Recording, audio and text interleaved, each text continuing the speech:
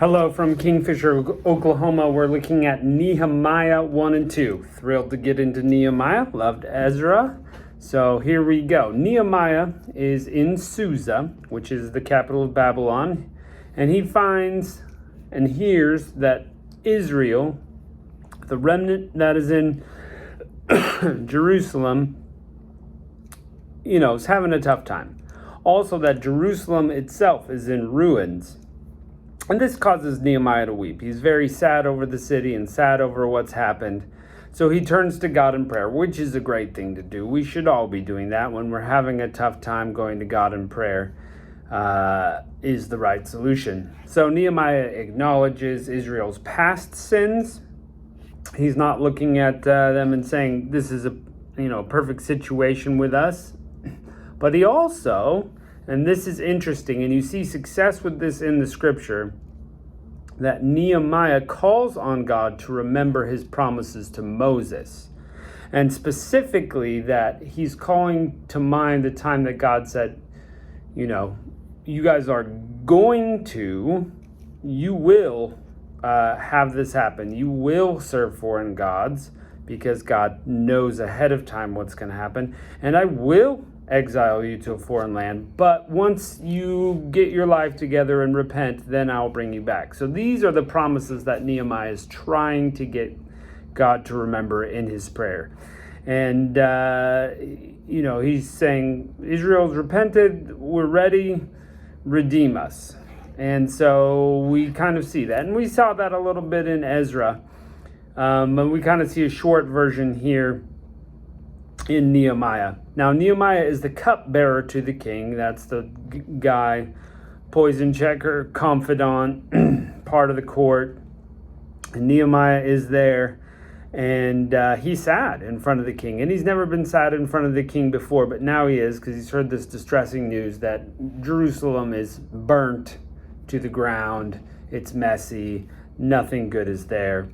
And so Artaxerxes is the king at the time, and we talked about him a little bit in Ezra, so we see it's kind of parallel stories there. And being the cupbearer meant he was in the king's presence often, and so the king notices, hey, Nehemiah, you're sad, what's happening? So Nehemiah has the guts to tell him, hey, I'm thinking about Jerusalem, my home, the place of my ancestors, and it's burnt down, gates are broken, city's broken down, it's awful.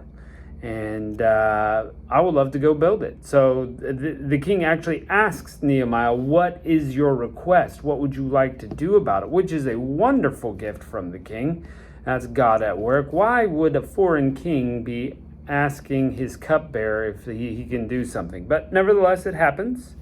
Nehemiah says, my request is to go have leave and go rebuild Jerusalem.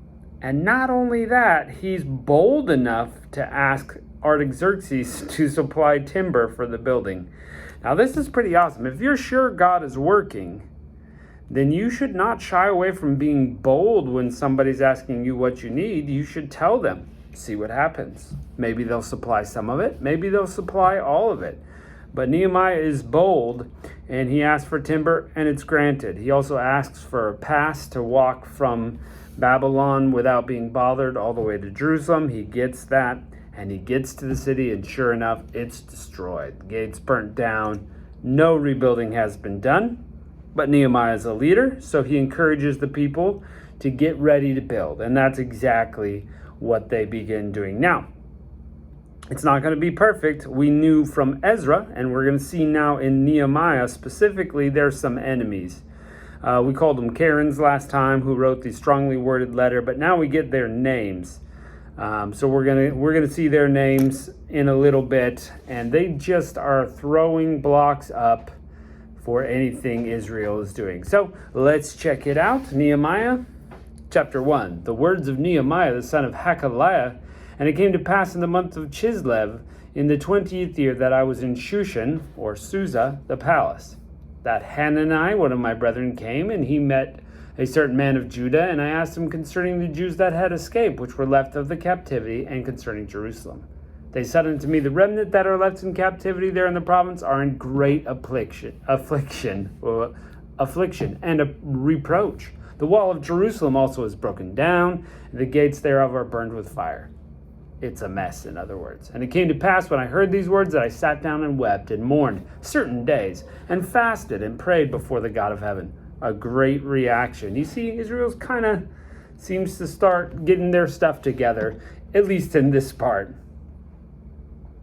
And I said, I beseech thee, O Lord of heaven, and the great and terrible God that keepeth covenant and mercy for them that love him and observe his commandments. He's giving God props.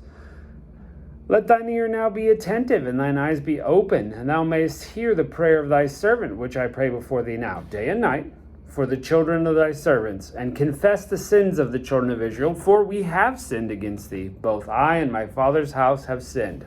True. Very true. We dealt very corruptly against thee, and have not kept the commandments, nor the statutes, nor the judgments which thou commandest thy servant Moses.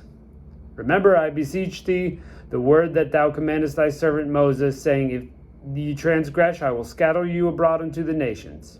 But if you turn unto me, and keep my commandments to do them, though there were of you cast out the uttermost part of heaven, yet I will gather them thence, and bring them unto the place which I have chosen to set my name there. Now, these are the servants and thy people, whom thou hast redeemed from thy great power, and by thy strong hand. O Lord, I beseech thee, let now thine ear be attentive to my prayer, thy servant, and to the prayer of thy servants, who desire to fear thy name, and prosper, I pray thee, thy servant this day, and grant him mercy in the sight of this man, for I was the king's cupbearer. So there it is. They start getting it going. He's praying to God, saying, God, we're gonna need your help. So he is the king's cupbearer. Nehemiah chapter 2. And it came to pass in the month of Nisan, in the 20th year of Artaxerxes the king, that the wine was before him. And I took up the wine, and I gave it to the king.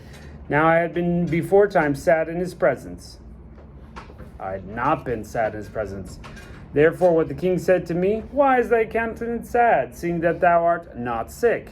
This is nothing else but sorrow of heart.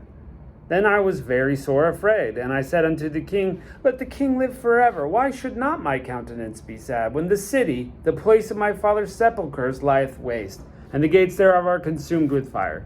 So he's very sad. Of course I'm sad. My whole city's burnt to the ground. The king said unto me, for what dost thou make request? So I prayed unto the God of heaven. Now this is a quick prayer maybe. He's like talking to him face to face, and he's like, oh Lord, help me. Sometimes that quick prayer, oh Lord, help me, give me the words, is the right kind of short prayer. Said unto the king, if it please the king, and if thy servant be found in favor in thy sight, thou wouldst send me into Judah, unto the city of my father's sepulchres, that I may build it. King said unto me, the queen also sitting by him, for how long shall thy journey be, and whence wilt thou return? So it pleased the king to send me, and I set him a time. It's awesome. He's got the favor of the king. Moreover, I said to the king, if it please the king, let letters be given to me, to the governors beyond the river, that they may convey me over till I come unto Judah. And a letter unto Asaph, the keeper of the king's forest, that he may give me timber to make beams for the gates of the palace, which pertain to the house and to the wall of the city, and for the house that I shall enter into. King granted me according to the hand of my God upon me. So, whoa. The foreign king said, yeah, I'll send you. And yes, I'll furnish your lumber for rebuilding the city. Pretty incredible. And that last bit's right, according to the good hand of God upon him. And then I came to the governors beyond the river and gave them the king's letters. Now the king had set captains of the army and a horseman with me. When Sanballat the Horonite, enemy number 1, and Tobiah the servant, the Ammonite, enemy number 2, heard of it, they grieved exceedingly that there was come a man to seek the welfare of the children of Israel. So I came to Jerusalem, and I was there 3 days. And I arose in the night, and I and some few men with me, neither told I any man what my God had put in my heart to do in Jerusalem, neither was there any beast with me, save the beast that I rode on. And I went out by night to the gate of the valley, even the dragon well, and to the dung port, and viewed the walls of Jerusalem, which were broken down, and the gates thereof were consumed with fire. Then I went to the gate of the fountain and to the king's pool, but there was no place for the beast that was under me to pass. So it is so broken up, all the old ways, you just can't pass that way anymore. Then I went up by night to the brook and viewed the wall, and turned back to enter the gate of the valley, and so returned. The rulers knew neither not where I went, nor what I did, neither had I as yet told the Jews, nor the priests, nor the nobles, nor the rulers, nor the rest that did the work. Then I said to them, Ye see the distress we are in, how Jerusalem lieth wait, and the gates thereof are burned with fire. Come, let us build the wall of Jerusalem, that we may no more be a reproach. Then I told them of the hand of my God, which was good upon me, and also the king's words. And he had spoken to me, and he said, Let us rise up and build. So they strengthened their hands for the work. And so he's checked it out. Everything's broken down, but he's got the people. He's a leader. He's going to step up and ask them, help me fix the thing. But when Sanballat the Horonite, enemy number 1, Tobiah the servant, the Ammonite, enemy number 2, and Geshem, the Arabian, heard it, that's enemy number 3, they laughed us to scorn and despised us and said, What is this thing you do? Will you rebel against the king? Hello, people, they have the king's permission. But some people are just naysayers, doubters, and detractors. Then answered I and said unto them, The God of heaven, he will prosper us, which he has done so far. Therefore we as servants will arise and build, but ye have no portion, no right, no memorial in Jerusalem. You guys have no place. You guys are foreigners. You're an Ammonite, an Arabian, and Horonite. I don't know where the Horonites are from, but they're not from Jerusalem. So, there you go. Those are the chapters. It seems pretty straightforward that they're setting up and getting their life together, but it's only the beginning of the story of Nehemiah. So, join us next time when we talk about some of the troubles that they run into. Thanks for joining us, and we'll catch you next time.